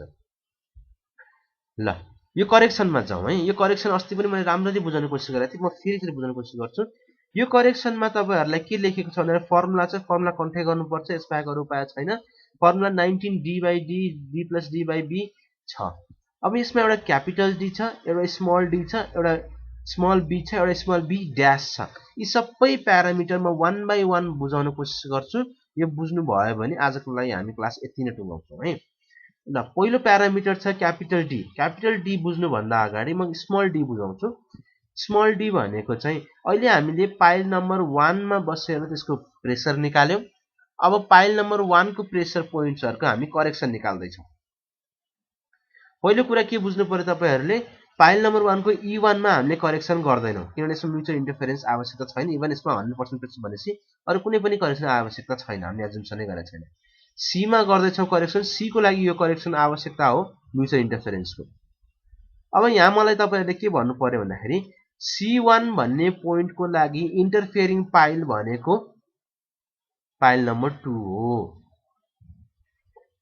E2 को लागि अब प्रेसर हामी यसपछि गर्छौं होला, पाइल नम्बर 2 को E2 को लागि प्रेसर जुन क्याल्कुलेट गर्छौं नि, त्यसको लागि इन्टरफेरिङ पाइल पाइल नम्बर 1 हुन जान्छ।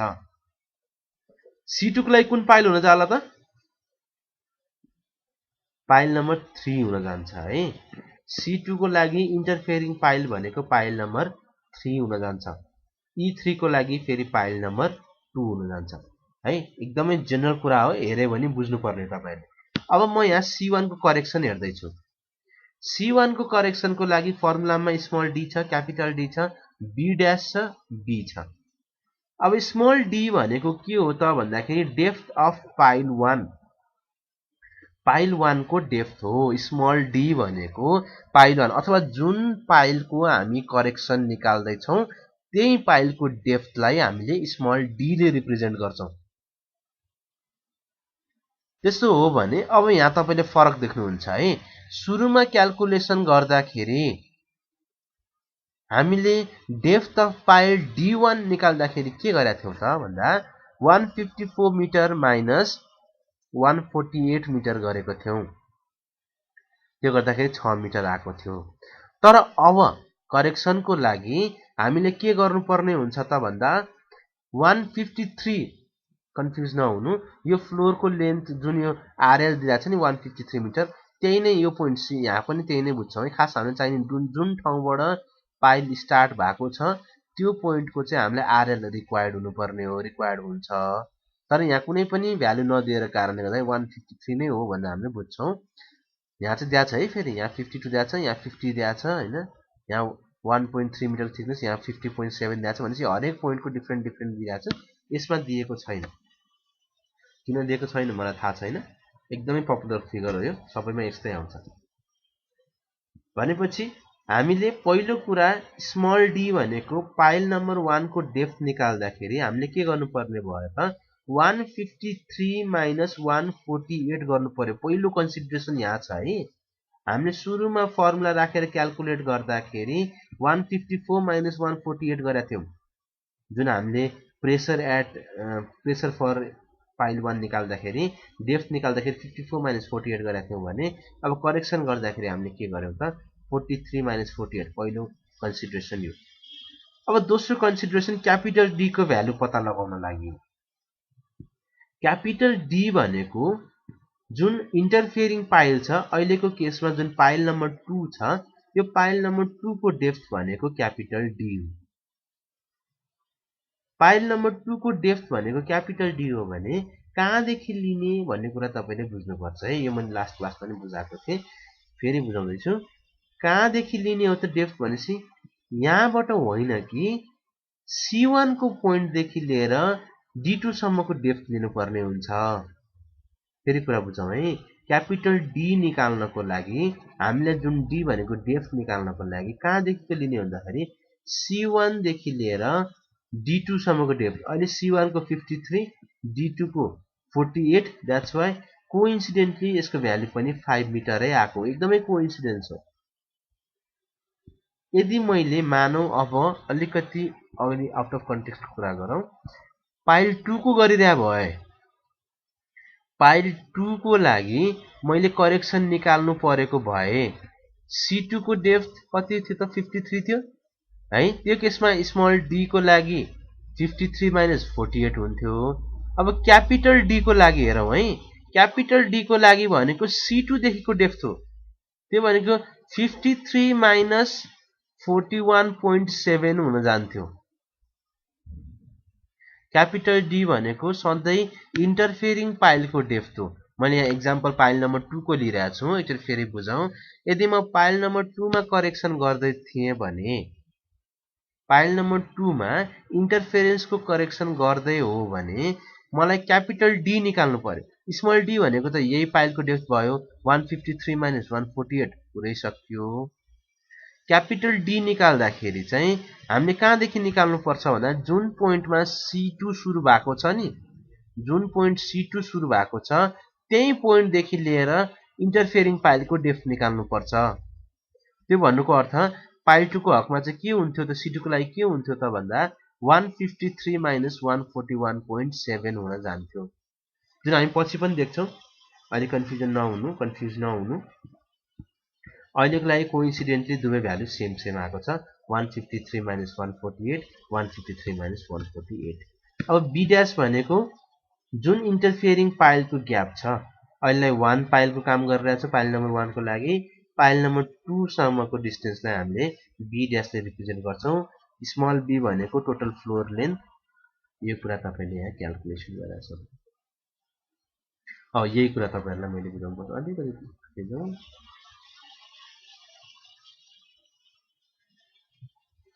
ल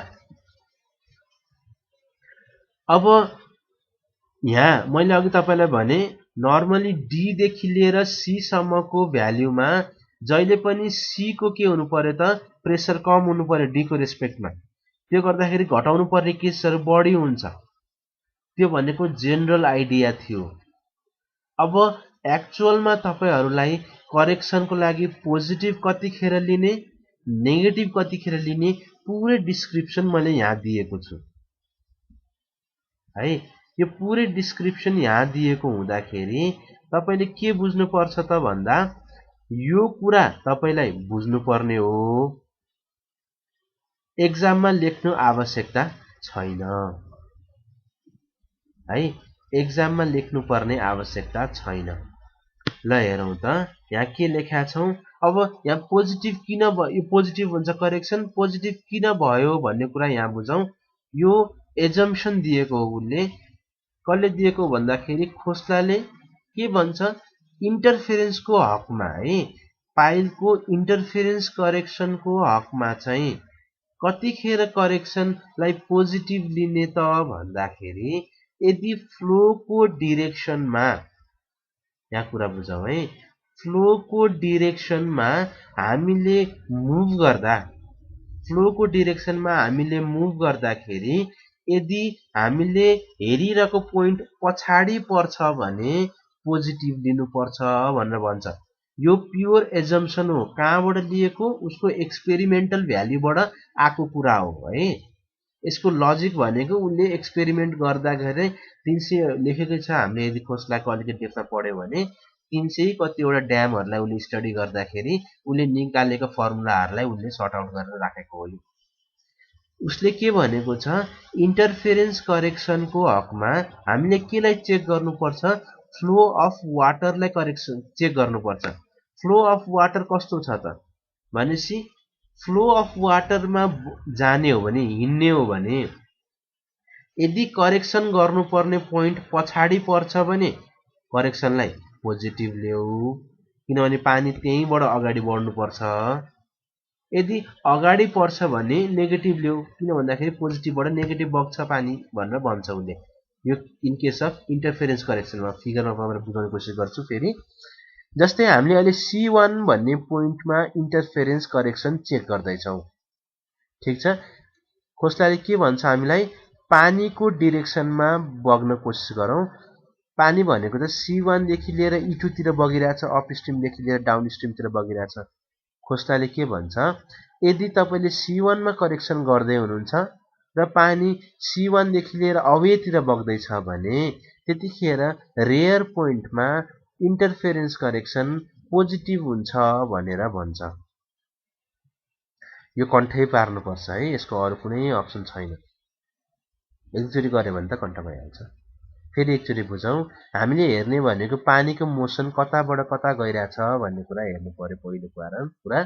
त्यो हेरेपछि यदि पछाडिपट्टि हामीले करेक्सन गरिरहेछौँ भने त्यो पोजिटिभ हुन्छ। यदि अगाडि, जस्तै अब मानौ E2 को केसमा पनि हामीले गर्नुपर्छ नि त करेक्सन। E2 को केसमा पनि मैले यदि करेक्सन गर्नुपर्ने हो भने त्यतिखेर त के हुन्थ्यो त, पानी त फेरि C1 देखि लिएर E2 तिरै बग्नुपर्ने हो। पानी त्यतिर बग्दाखेरि अब E2 भनेको त रेयर पोइन्ट होइन, अगाडिको पोइन्ट हो। अगाडिको पोइन्टमा चाहिँ यो नेगेटिभ हुन्छ भनेर भनेको छ खोस्लाले।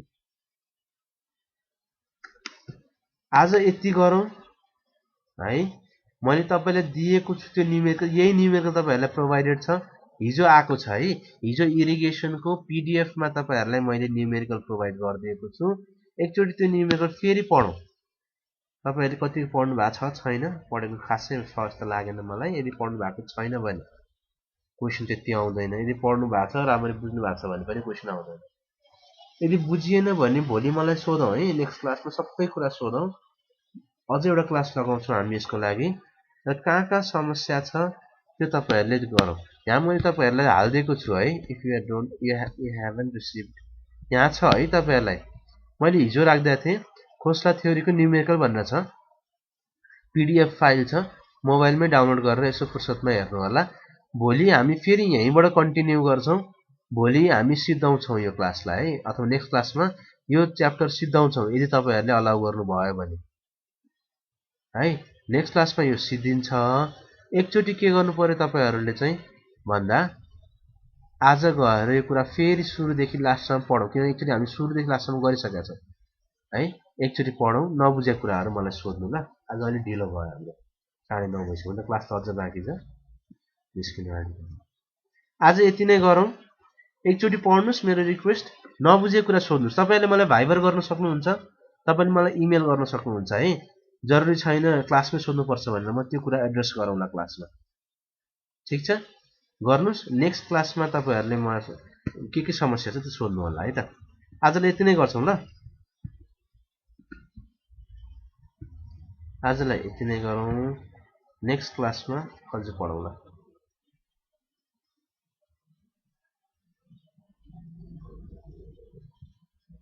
Thank you class.